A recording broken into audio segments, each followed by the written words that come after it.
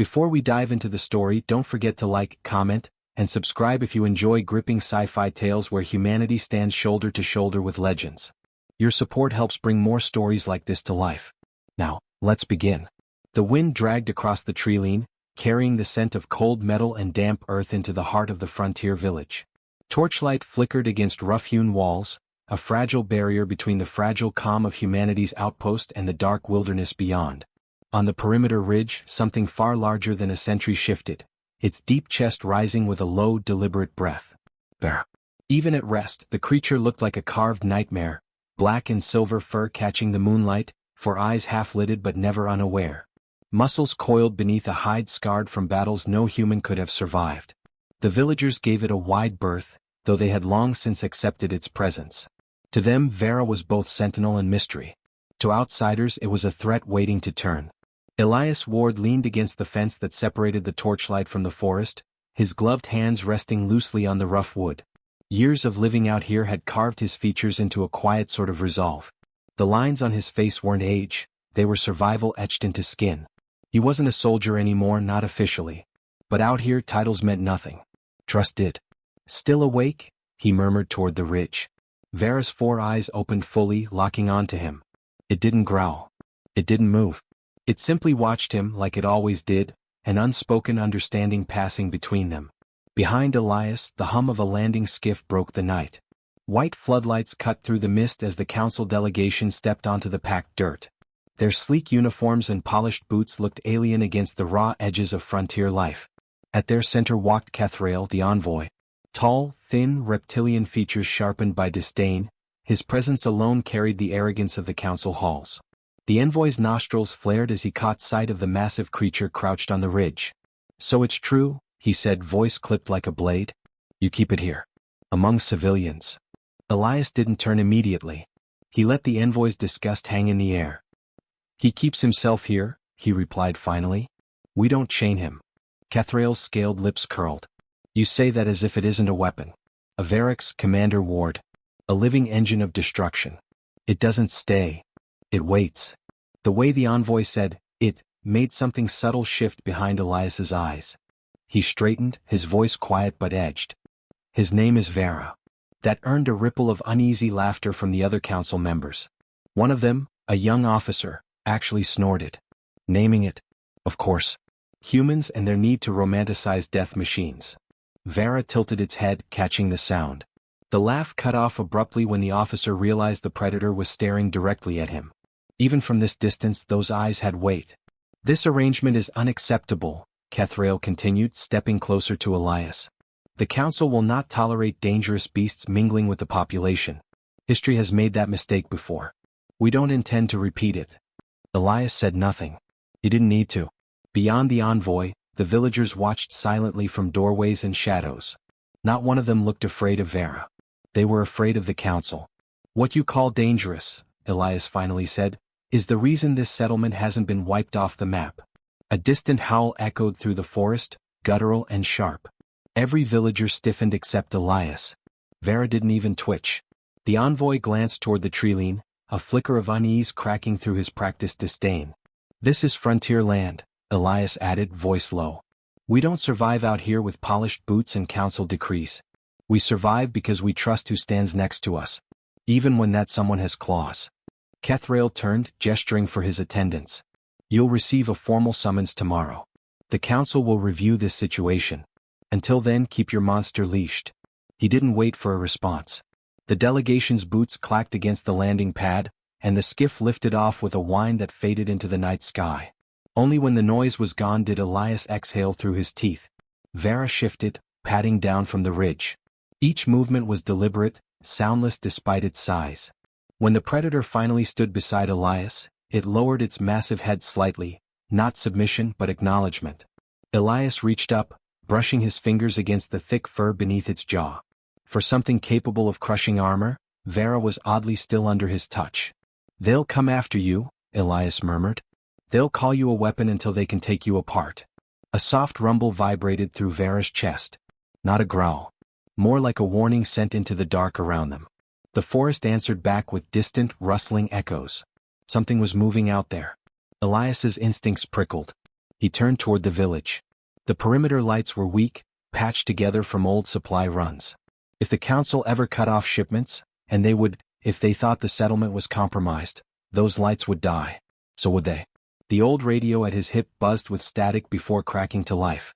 "Elias," came a woman's voice, strained. "You seeing this on the long-range feeds?" He pressed the transmitter. "Go ahead." Unidentified movement, 30 clicks out. Fast. Could be nothing, but it's big. Elias looked toward the tree-line. Vera was already staring in the same direction, ears flattened, muscles tightening. That was the thing about Vera, he didn't need explanations. He understood the language of threat before machines could calculate it. "Wake the outer watch," Elias said. "And kill the damn floodlights. I don't want to give anyone a target." The radio clicked off. Around the village, torches dimmed and doors locked. The faint scent of ozone cut through the night, sharp and unnatural. Elias rested his hand on Vera's thick mane, and the predator responded with a low growl that rolled like distant thunder. Somewhere out in the darkness, metal scraped against metal. The forest fell silent in that way it only did when something dangerous moved through it. Vera's second pair of eyes narrowed, and the ridge wind turned cold. The council would mock their bond tomorrow. They'd file their reports and cast their votes. But here, under the weight of the coming night, only one truth mattered. Something was coming. And when it arrived, Elias and Vera would stand together, just like they always had. The council chamber gleamed like a blade, all white marble and silver inlays, a place built to impress, not to listen. Hollow feeds hovered along the walls, broadcasting the proceedings to distant worlds. Rows of alien delegates leaned forward in their seats, faces arranged in careful disdain, watching a single human and the creature they refused to understand. Elias Ward stood at the center of the dais, boots scuffed from the frontier, dust still clinging to the creases of his jacket. He hadn't changed for them. He refused to. Just beyond the transparent barrier at his side, Vera loomed like a living shadow, motionless but impossible to ignore. The predator's 4 eyes glowed faintly in the sterile light, catching every twitch, every shift of the room. Envoy Kethrael adjusted his collar with a sharp motion, as though even breathing the same air as the creature offended him. "We will now resume the emergency hearing regarding Commander Elias Ward and his unauthorized harboring of a Class 7 apex organism." His voice slithered across the room, controlled but laced with satisfaction. Elias said nothing. He didn't need to. The entire chamber was already decided against him. Kethrael stepped forward, gesturing toward Vera. "Behold, the Council's greatest liability. A Verax. Born on the outer rim, responsible for the deaths of countless explorers. A creature known for hunting in silence, tearing through steel like bark. And this man," he pointed at Elias with an elegant claw, "has chosen to keep it as if it were some sort of companion animal." Ripples of laughter threaded through the alien delegates. It wasn't loud, but it carried a weight sharper than shouting. Elias caught the flash of amusement in their slit pupils, the smirk of the Iovan ambassador, the slow curl of the Cernak governor's tendrils. To them this wasn't a hearing. It was a formality before stripping him of everything. "Commander Ward," Kethrael continued, his voice cold, "you've been warned repeatedly about the dangers of your attachment. These creatures have no loyalty. They are predators. They kill when hunger demands. Your pet." Elias's head tilted slightly, the barest shift. "His name is Vera." The envoy's nostrils flared. "Vera," he repeated, the word coated with disdain. "Tell this council why you believe it should permit a known killer to live beside civilians." Elias finally stepped forward, his boots echoing against the polished floor. "Because the only reason that village still exists is standing right next to me," he said. His voice wasn't raised, but it carried through the chamber, deliberate and steady. "You see a killer. I see the shield that stopped every raider, every wild swarm, every night terror that's tried to cross the ridge. I trust him with my life because he's earned it." Several delegates shifted uncomfortably. A few whispered among themselves. The hollow feeds picked up every movement, streaming the image of the predator and the human into millions of homes. In distant colonies, settlers who knew what it meant to face the dark without help leaned closer to their screens. The envoy's grin sharpened. "A shield can turn. A weapon can break. Your trust means nothing to physics, Commander. This beast operates on instinct, not sentiment. History tells us what happens when we let nature too close to civilization." Elias met his gaze evenly. "History also tells us what happens when you turn your back on those who protect you." Kethrael's hand slammed against the console. "Enough. This is not a debate about philosophy. This is about law. The chamber darkened as the hollow display behind him activated, projecting grainy footage. A Varix tearing through a research station, bodies scattered in its wake. Flames licked the edge of the screen. This, Kethrail announced, is what your creature is capable of. You would have us believe yours is different. Elias didn't flinch. That wasn't Vera. The envoy didn't care. He turned to the counselors. Predators don't change. That's why they're predators. Vera shifted for the first time, lowering its massive frame until its 4 eyes were level with the transparent barrier. The movement silenced the room. The creature didn't roar, didn't snarl. It simply watched, unblinking. The laughter died as quickly as it had begun. The Iovan ambassador leaned forward. And what happens, he hissed, when it decides the village isn't worth sparing? Elias's jaw tightened. It won't. Because it's not a weapon pointed at something. It's a part of something. That's the difference none of you understand. Kethrail turned, spreading his arms theatrically. This is exactly the problem. Emotional entanglement. Dangerous attachment. Commander Ward has been compromised. If the council does not act, the next casualty report will bear his name. In the gallery above, the crowd of observers shifted restlessly. Some nodded with the envoy, agreeing that predators should never be trusted. But others, miners, colonists, traders, watched Elias with something else in their eyes. They'd faced the void too. They knew what it meant to stand shoulder to shoulder with anything that could help you survive. The council chair flickered into view, a faceless AI construct tasked with procedural neutrality. Its voice was smooth, mechanical, lacking inflection. Motion on the table. Restrict the Varix specimen designated Vera to containment. Remove from frontier territory. Commander Ward to face disciplinary review. Kethrail's smile returned. But before the chair could finalize the vote, a sharp chime cut through the chamber. Red light spilled across the floor as security feeds blinked to life on the side wall. Grainy night vision footage displayed an expanding cluster of unidentified heat signatures creeping toward the human frontier. Fast. Coordinated. The envoy frowned. What is this? Outer border sensor grid, a guard answered quickly. 30 clicks out. Multiple hostiles approaching the settlement perimeter. The chamber filled with the low murmur of delegates checking their personal feeds. Numbers scrolled across the displays: size, speed, estimated time of arrival. It wasn't a false alarm. Elias didn't say anything. He just looked at Kethrail. The envoy saw the flicker in his eyes, the quiet that came before a storm. Vera had risen completely now, towering behind the barrier. Its fur bristled, nostrils flaring as if it could already smell the coming threat across half a continent. The council chair droned on. Protocol dictates that border defense requests must be routed through. By the time you route anything, Elias said, his voice suddenly hard, there'll be ash and bone. The envoy barked, stand down. This hearing is not over. But Elias was already moving. His boots struck the marble with purpose, each step echoing through the chamber. Behind him, Vera paced like a coiled storm. The transparent barrier slid open only after Elias pressed his ID chip against the control pad. The predator stepped into the open space of the council floor, towering over the delegates. Not threatening, just present. Immovable. Kethrail shouted after him. If you walk out that door, Ward, you defy the council. Elias glanced back once, eyes steady, voice low. No. I protect the people who'll actually be there when it matters. The chamber erupted into chaotic voices as the skiff launch protocols came online outside. Vera followed close behind Elias, silent as death, the image of a bond the council could neither control nor comprehend. And somewhere beyond the walls of polished marble, something hostile was coming for the village. The envoy's smirk was gone. The hollow feed streamed every second of Elias walking out, not as a defendant, but as the only one ready to face the darkness. The vote hung unfinished in the air. The council's mockery lingered behind him like smoke. And ahead of him, the storm waited. The night swallowed the village whole.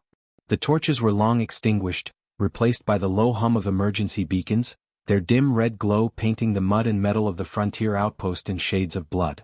Elias crouched behind the outer barricade, rifle slung across his chest, pulse steady but every nerve alive. The air itself seemed to hold its breath. Vera moved beside him like a shadow too large to belong to anything living. The predator's breath fogged the cold air, its ears rotating toward the distant tree line, catching sounds human ears could never hope to hear. There was no mistaking it now. The raiders weren't a rumor. They were coming. The radio at Elias's hip hissed softly, then clicked.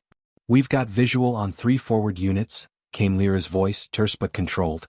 "Thermal shows a dozen more just beyond the ridge. No transponder signals. Definitely Dravik." Elias pressed the transmitter close. "Copy that. Keep eyes sharp, don't waste rounds on shadows." "They're not shadows," she replied. "They're moving like they know the terrain." The Dravik raiders were infamous for that. Silent, precise, stripping settlements clean before help could ever arrive. The council called them a manageable regional nuisance. Elias knew better. He'd seen what they left behind. A low growl pulsed from Vera's chest, deep enough to vibrate the barricade. Elias glanced at him and felt that familiar surge of quiet certainty. Vera's eyes burned a muted gold in the red light, focused entirely on the treeline. No hesitation. No fear. The first shapes broke through the forest, moving like black water around the roots and stumps. Tall, sinewy figures clad in scavenged armor, faces hidden behind insectal masks. They didn't speak as they advanced. They didn't need to. This was routine for them. Elias steadied his breathing. "Wait," he whispered. Vera didn't move, only lowered its massive body closer to the ground, weight coiled in its limbs. The predator understood the rhythm of battle the way humans understood breathing. The raiders reached the perimeter fence in seconds. One knelt and placed a small device against the wire. The metal hissed and dissolved, eaten away by a silent chemical reaction. A gap opened. 3 raiders slipped through, rifles raised. "Now," Elias breathed. The first shot cracked through the stillness, shattering the quiet like glass. One raider collapsed before he could register the danger, a clean hole through the chest. The others scattered for cover, but they were already too late. Vera lunged from the shadows with a speed no human could match, slamming into the second raider and sending armor and limbs scattering across the dirt. A guttural roar rolled over the battlefield, primal and deafening. The third raider fired wildly. Plasma bolts sizzled past Elias's head, one striking the wall behind him and showering sparks across the barricade. Vera turned with frightening grace, a blur of fur and fangs, and crushed the raider beneath its weight. Lyra's voice crackled through the radio again. "Perimeter breach confirmed. 6 more incoming on the north side. 2 gunships approaching low." Elias ducked behind the barricade, tapping coordinates into his wrist pad. "Get the villagers underground. We hold the line here." "You and a predator against 20 raiders and ships?" she shot back. "Not the first time," Elias said, his voice clipped but calm. He shut off the channel before she could argue. The gunfire intensified. The second wave of raiders surged toward the breach, firing plasma in disciplined bursts. Elias returned fire, picking targets methodically, not wasting a single round. Vera was a storm at his flank, striking with terrifying precision, dragging enemies into the dark before they could scream. The villagers watching from the fallback point didn't see a monster. They saw their protector. Overhead, the rumble of engines grew louder. The raider gunships crested the ridge, black shapes against the starless sky. Searchlights cut through the dark, sweeping across the compound like accusing fingers. Elias swore under his breath. Heavy fire was seconds away. Vera's ears twitched toward the sky, then back to Elias. That unspoken communication had been forged over years, in places no council report ever cared to mention. Elias nodded once. Vera sprang forward, vanishing into the shadows beyond the barricade. Elias rolled into a new firing position and opened up on the advancing line. The raiders pushed harder, sensing the defenders' thin numbers. Plasma bolts scorched the walls, shattered crates, ripped through the mud. One blast slammed into Elias's shoulder guard, spinning him sideways. The armor held barely. He forced himself back up. A flash of silver cut across the gunship's floodlight. Vera leapt from a collapsed silo, a black streak against the stars, and landed on the cockpit of the nearest ship. Claws pierced metal with a scream of tearing steel. The pilot panicked, jerking the craft sideways. Vera dug in deeper, its roar shaking the night. Elias didn't waste the opening. He aimed at the exposed underside of the ship and fired 3 rapid shots. The fuel cell ruptured with a blinding burst of fire. The gunship lurched and plunged into the treeline, vanishing in an explosion that shook the ground beneath them. The second ship veered upward, engines screaming. Elias could see its plasma cannon warming up, the barrel glowing orange. It would only take one shot to level half the settlement. He sprinted toward the control tower, the mud clinging to his boots, the cold air burning his lungs. He vaulted over a broken railing, landed hard, and ripped a launcher from the emergency rack. He aimed at the ship's belly and squeezed the trigger. The rocket streaked into the air like a silver spear and slammed into the cannon just as it powered up. A chain of explosions ripped through the hull. The craft spun wildly, trailing smoke, and crashed in the ravine beyond the wall. The battlefield fell into a strange, momentary silence broken only by the crackle of distant fire. The raiders hesitated. For the first time in their lives, they were facing something they hadn't planned for.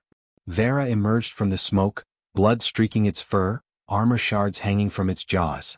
It stalked toward the remaining raiders with deliberate, silent menace. They backpedaled, guns trembling in their hands. Elias stood beside the creature, rifle leveled, breath steady. "This is your only chance to leave," he called out. The raiders didn't retreat. Dravik never did. But they wavered. And that hesitation was enough. Vera lunged again, and the night exploded into movement. Elias advanced behind him, his shots threading the spaces Vera left open. Years of fighting side by side turned the chaos into choreography. One raider fell, then another and another, until the last survivor stumbled backward over the shattered perimeter fence, disappearing into the darkness. The air stank of ozone and burnt metal. Elias scanned the horizon for movement. Nothing. Not yet. But this wasn't finished. This was the first strike, not the last.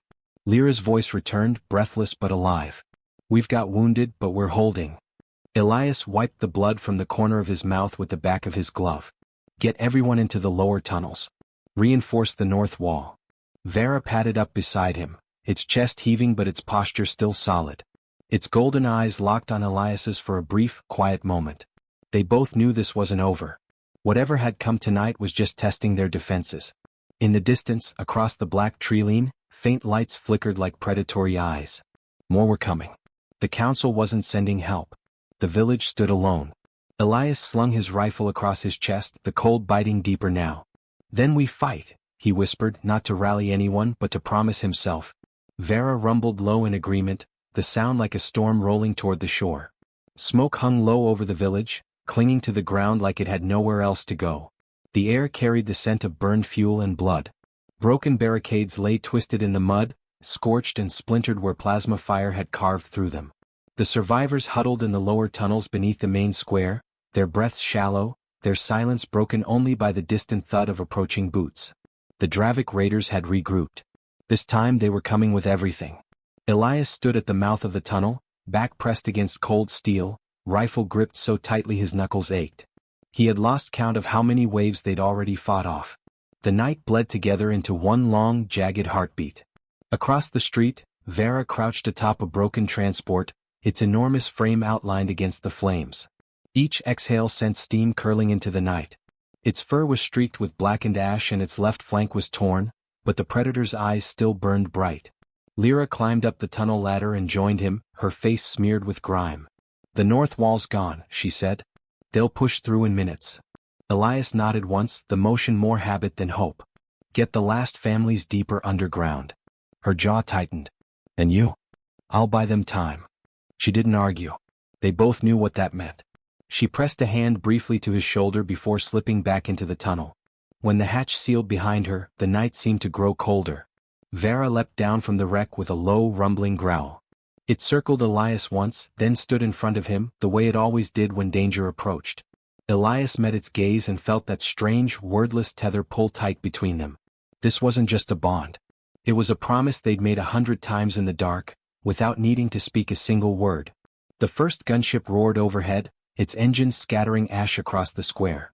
A spotlight cut through the smoke and pinned the two of them in its glare. Elias didn't move. Neither did Vera. He could almost feel the raiders' confidence from across the ridge. This was their final push. Their numbers were overwhelming. The council would never arrive in time. The gunship fired. The blast tore into the ground to their left, showering them with dirt and shrapnel. Vera lunged forward before the smoke cleared, vaulting onto the crumbled wall like a shadow loosed from its tether. The raiders surged through the opening behind the explosion, shouting in their guttural, insectal language. Plasma bolts sliced through the air. Vera met the first of them mid-charge, crushing one raider beneath its weight, swiping another aside like dry reeds. Elias moved with mechanical precision, advancing between bursts of cover fire, each shot deliberate and unhesitating. His rifle barked against the night, felling targets one after another. He could feel the mud beneath his boots vibrating as Vera slammed into their line, roaring so loud the windows of the remaining huts rattled. A bolt grazed Elias's shoulder and seared through the fabric. He stumbled but didn't fall.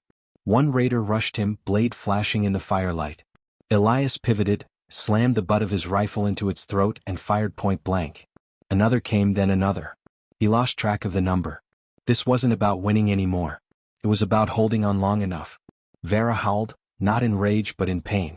A burst of plasma tore through its side. The creature faltered for the first time, a spray of dark blood staining the ground. Elias's stomach turned cold. He broke from cover, cutting down the raider who'd fired the shot, his breath burning in his lungs. Vera shook itself, steadied, then let out a roar that cracked the night wide open. The remaining raiders hesitated. The sound was primal, ancient, something older than their tactics and their weapons.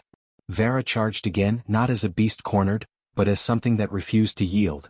Its claws tore through armor, its teeth snapped rifles in half. Even wounded, it moved like a storm-made flesh.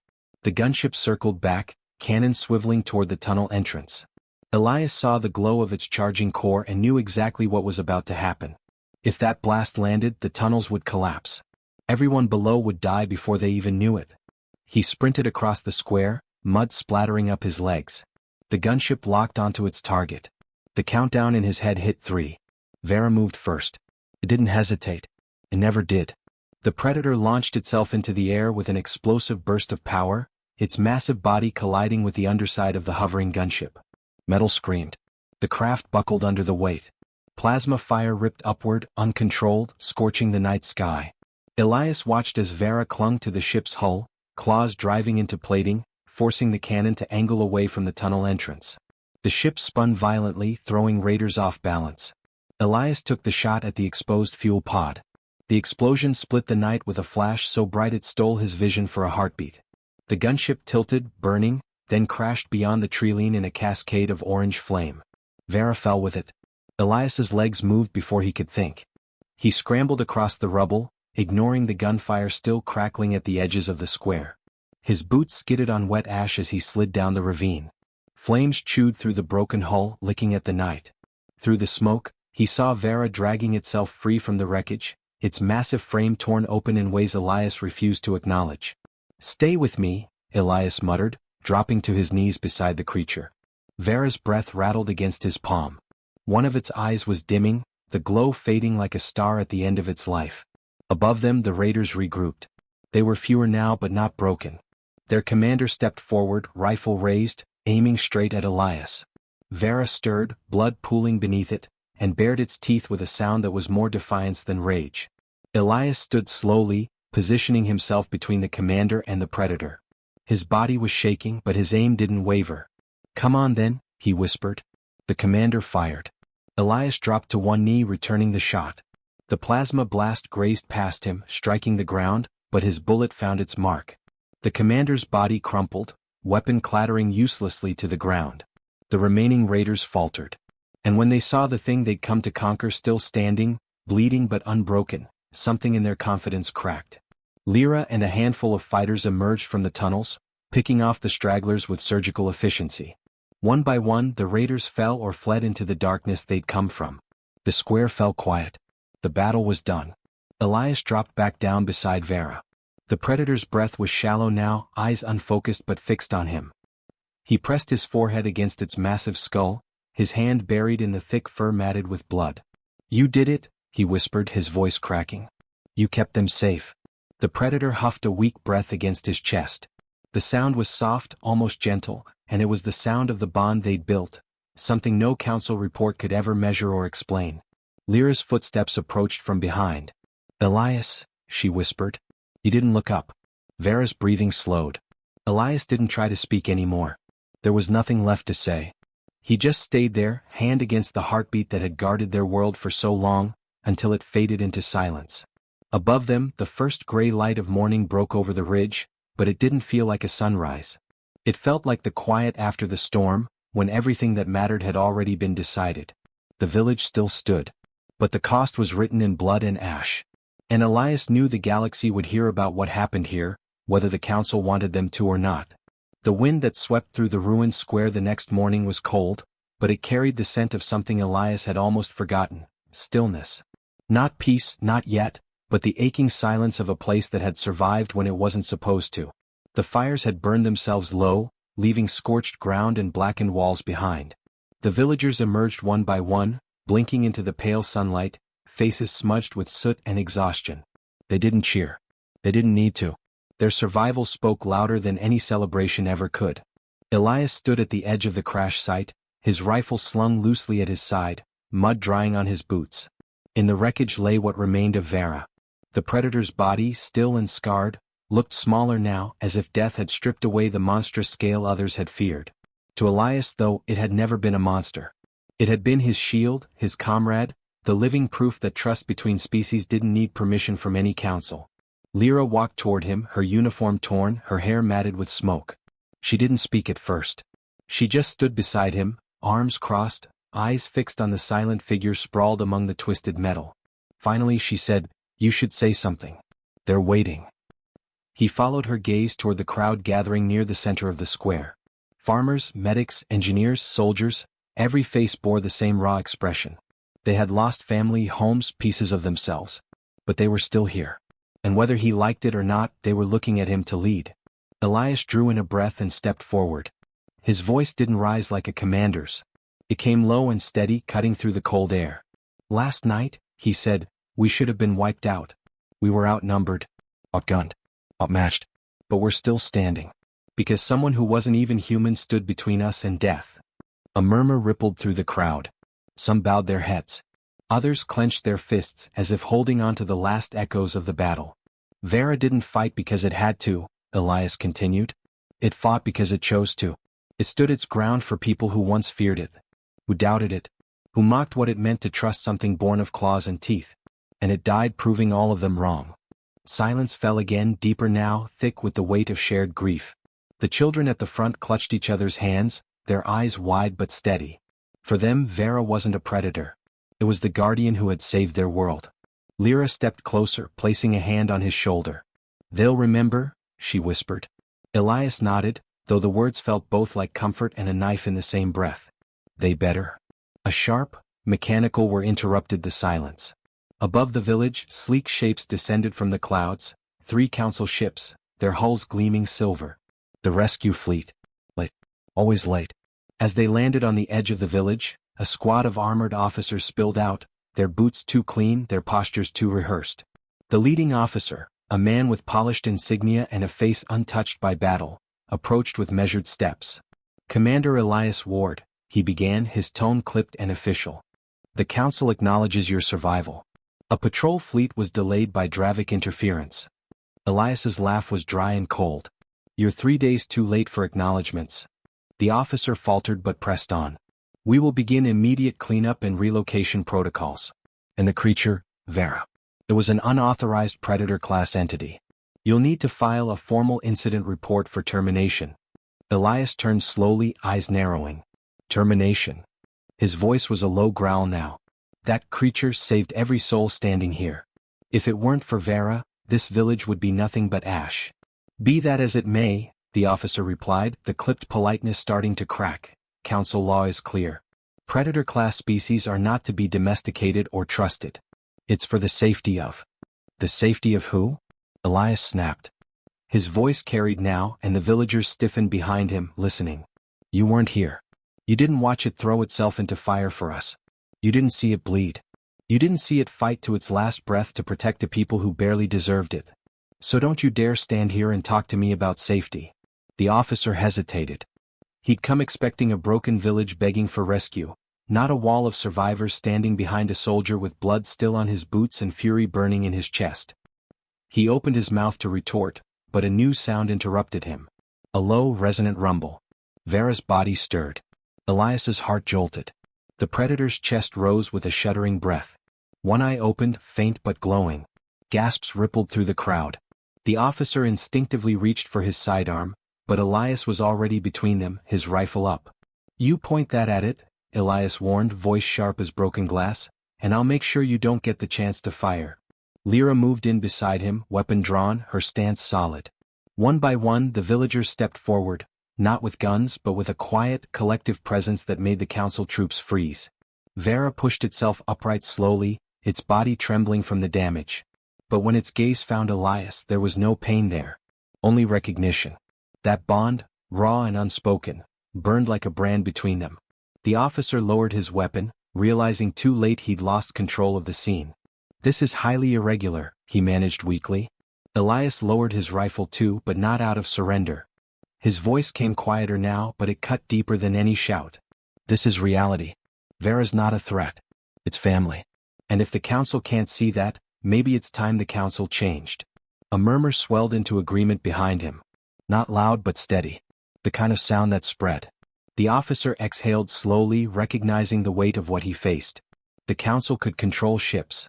They could enforce laws. But they couldn't dictate loyalty once it had been earned in blood. Elias crouched beside Vera, resting a hand against its thick fur. "You stubborn thing," he whispered. "Couldn't let me mourn you properly, huh?" Vera's chest rumbled softly in response, a sound Elias had learned meant amusement. The predator leaned its massive head against him, the same way it had on the first night they met, when trust was a fragile, flickering thing. The officer stepped back, signaling his team to stand down. The village wasn't going anywhere. Neither was Elias. And neither, it seemed, was Vera. As the sun rose higher, light broke through the lingering smoke, casting long shadows over the square.